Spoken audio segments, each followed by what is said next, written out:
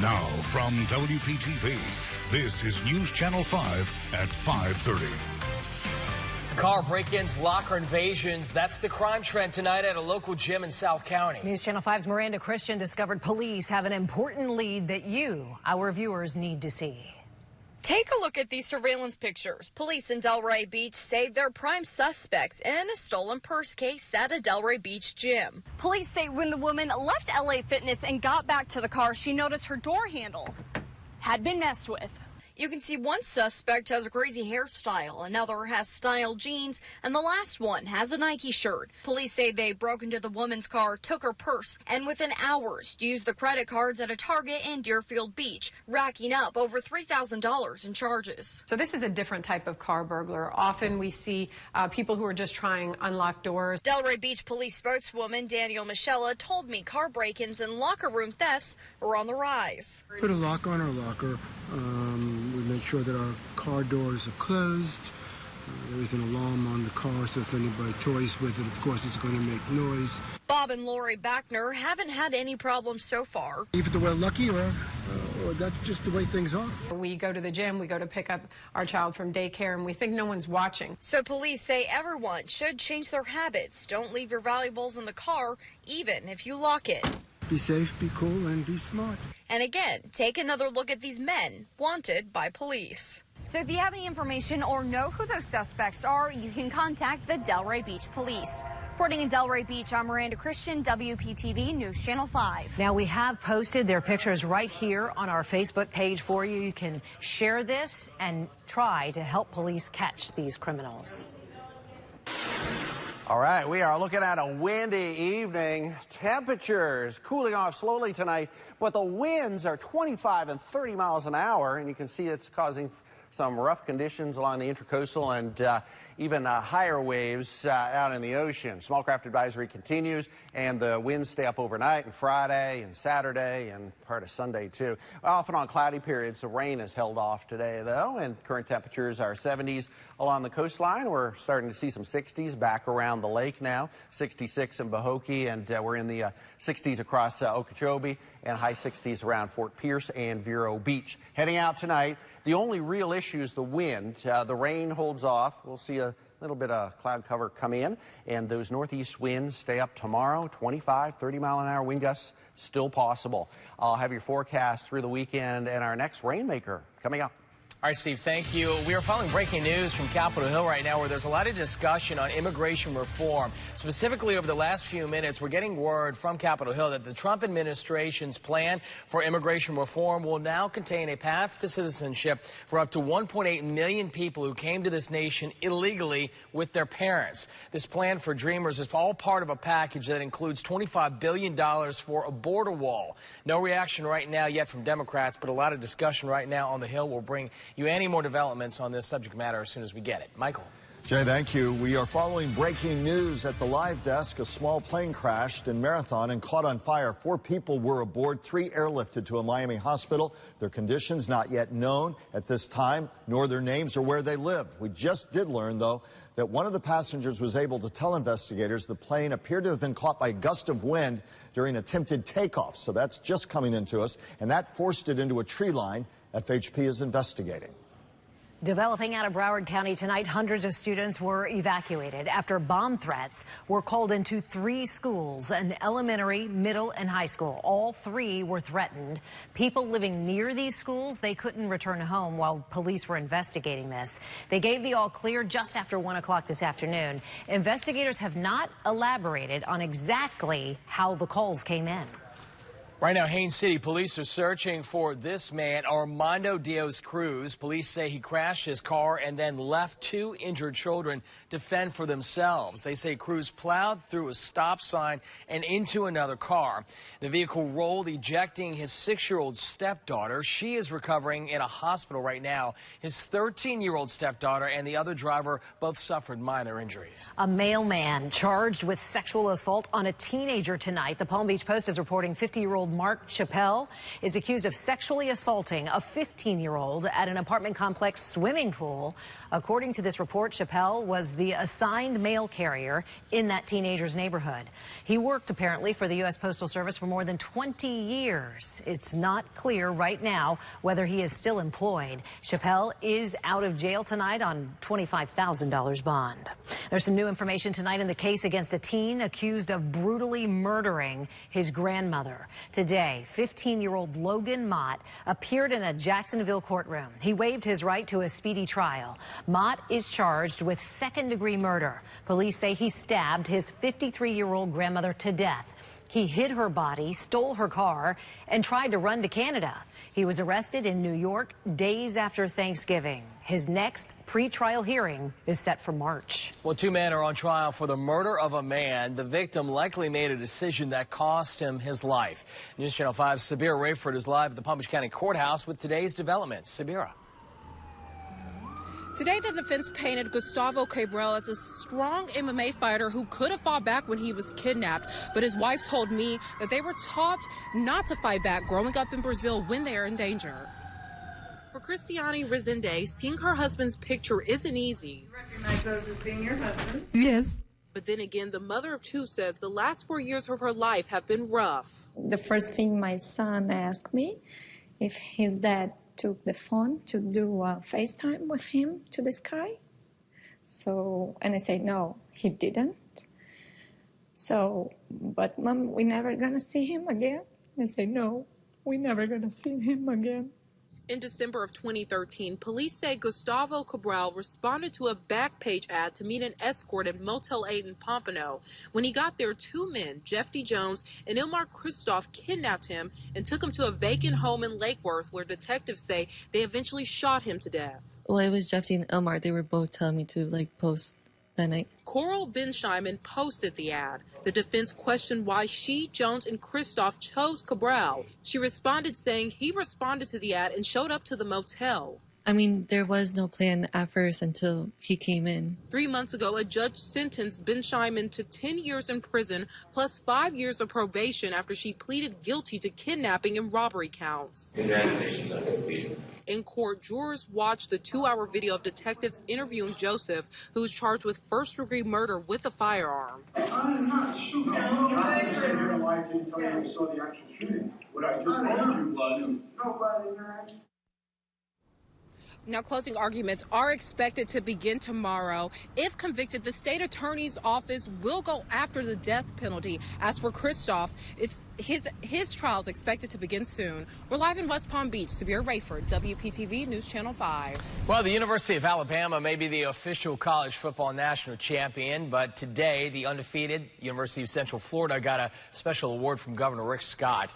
He gave the Knights the Governor's Sports Award, all those medals. Earlier this month, Scott proclaimed the Knights the national champion in Florida after the team's undefeated 13-0 season. UCF calls itself national champions. The school even had a parade. They planned to put up a banner, and they paid out championship bonuses to all of their coaches. Wasn't that nice, Shannon? It sure was. Hundreds of thousands of people displaced after Hurricane Maria wreaked havoc on Puerto Rico tonight. The governor's plans to help those who now live here. And you're used to seeing cancer warning signs in places like cigarette packs, but depending upon a court case, your morning cup of Joe could be getting one too. This is News Channel 5 at 5:30. Thanks for making WPTV your #1 most trusted news source. A spike in flu activity has shut down an entire Panhandle school district. With 20% of its students, dozens of teachers and bus drivers all out sick with the virus. All Gulf County schools will be closed tomorrow. The school district posted this to its Twitter feed, that all schools will be cleaned and sanitized during the closure. The district also offered flu shots on campus today. There are a lot of things you can do to protect yourself from getting the flu, and one of them is cleaning your phone. Get this. Health experts say your phone has 10 times more bacteria than your toilet seat. It recommends that you clean your phone multiple times a day to prevent the flu. So to do that, you should use a microfiber cloth and 70 to 90% isopropyl alcohol. They say Q-tips will help in those really hard to reach places, but you're going to want to make sure that you don't use any sort of cleaning wipes. I've been doing that, the Lysol wipes, not good. Apparently that is going to damage your device. And by the way, the CDC says that the flu virus can actually live on some surfaces for up to 24 hours. So you can use those Lysol wipes and get cleaning off your work desk, your phone, that kind of thing. One study claims at least 26% of Americans admit going to work when they're sick. And when I say phone, the phone at your desk, not your cell phone. So don't be that person, they say. If you get sick, stay at home when you're not feeling well. Jay? Shannon, thank you. A warning before you cook dinner tonight. Check your freezer for these. More than 3,400 pounds of frozen meatballs are under recall because of listeria concerns. Rich Products Corporation issued the recall for its Members Mark Italian-style beef meatballs by Casa di Bertacci. If you have them in your freezer, throw them away right now or take them back to the place of purchase for a refund. Also under recall tonight, these fidget spinner keychains here. The fashion accessory Bazaar issued the recall. The metal bar attached to them right there, that fidget spinner there, can fall out, causing a choking hazard. The company is offering full refunds for their product. Right now, a California court case could have coffee added to the list of dangers. A group says that a chemical found in coffee can cause cancer. Acrylamide is produced during the roasting process, but it's a significantly small amount. Cancer researchers argue that most studies show coffee actually lowers the risk of many cancers. A behind-the-scenes look tonight at Justin Timberlake as he prepares for the Super Bowl halftime show, and find out who's kicking off their farewell tour in West Palm Beach. About 30 miles an hour, some clouds around. The showers are holding off. When do we get these winds out of here and when see a full day of sunshine? I'll have your forecast through the weekend coming up. Right now, more than 450,000 people in Puerto Rico are still without power. Today, Governor Rick Scott came to West Palm Beach to talk about how Florida can help people who remain and those who now live here. News Channel 5's Alex Hagan joins us live to explain more on the governor's effort. Alex. Well, Jay, it's been about 4 months since Hurricane Maria devastated that island. Now, Governor Rick Scott today at a roundtable discussion here at the Hispanic Chamber of Commerce in Palm Beach County, he announced that he has extended his executive order to continue support for those Puerto Ricans displaced. Now, I'm told more than 300,000 people are now living here in the state of Florida, and most of them had very little choice. Now, it was 4 months ago. I was in Puerto Rico, and I saw up close the damage and the struggle for people living in San Juan, near San Juan. And today, volunteers and crews, they continue to bring supplies to the island. Now, back here at home in Palm Beach County, more than 300 kids displaced by Hurricane Maria, they are here in our area. Today, Governor Rick Scott, during that roundtable discussion, announced that it is a top priority to continue helping out these people. About 344,000 people have come from Puerto Rico so far. We opened up relief centers at the Orlando Miami Airport. We've since moved the Miami Airport location into the community, but we've provided services to about 40,000 people.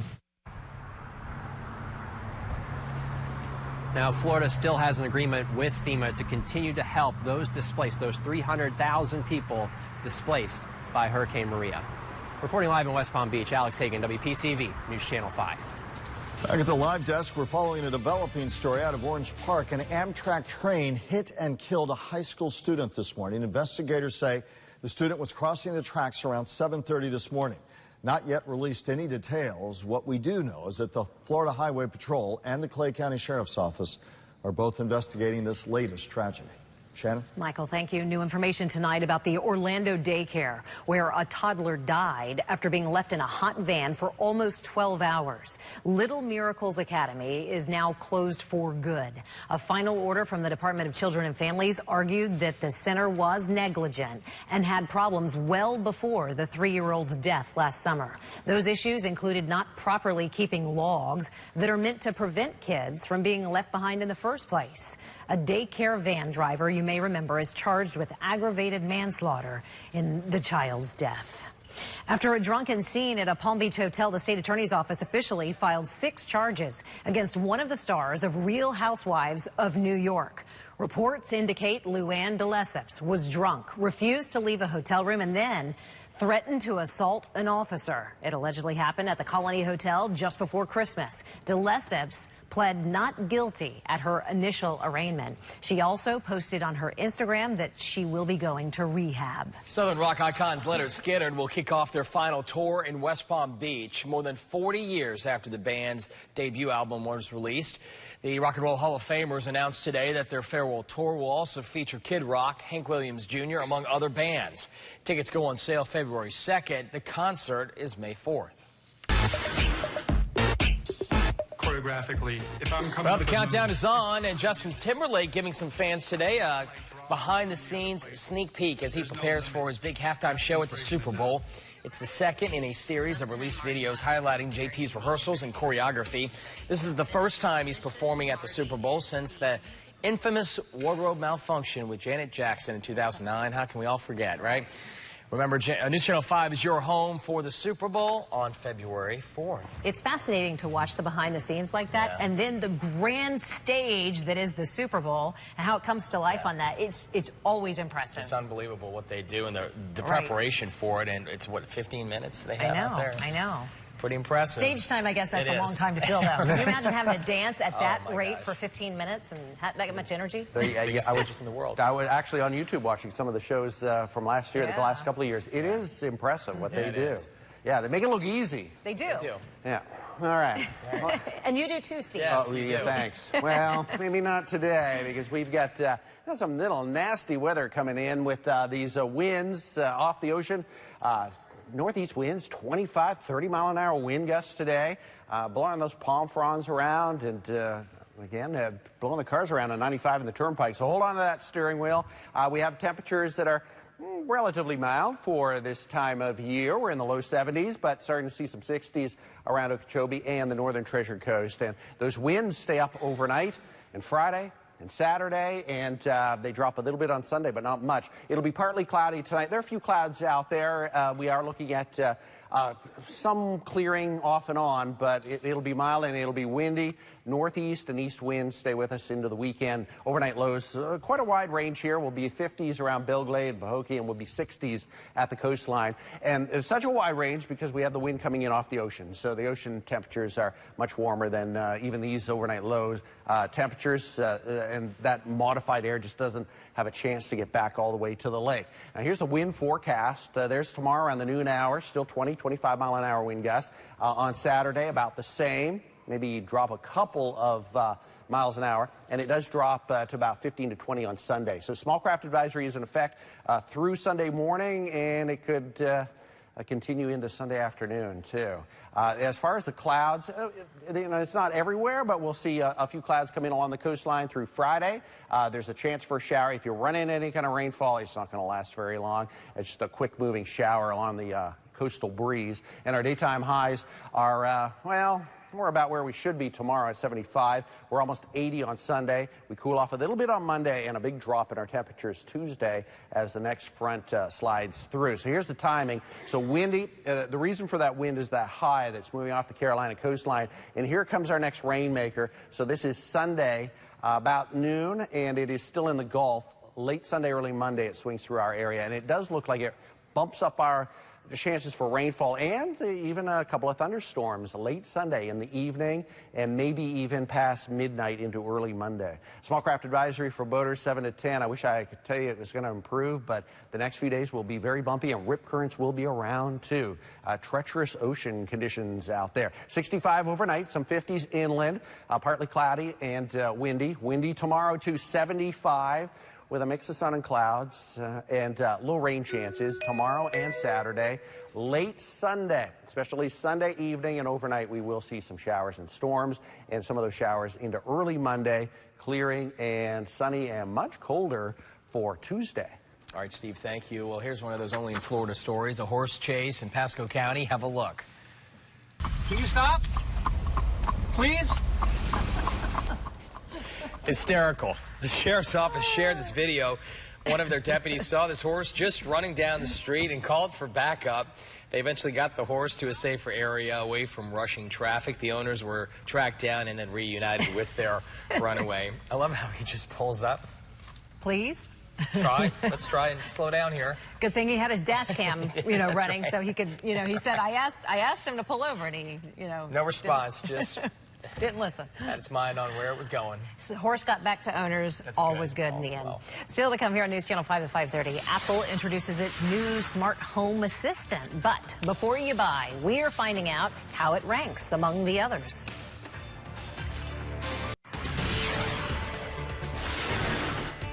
Finally, a year and a half after Amazon's Echo and Google's Home brought digital assistants into our homes, Apple is about to enter the market. But is it too little, too late?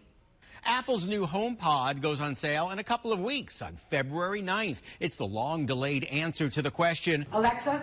Hey, Alexa, when will Apple offer an assistant?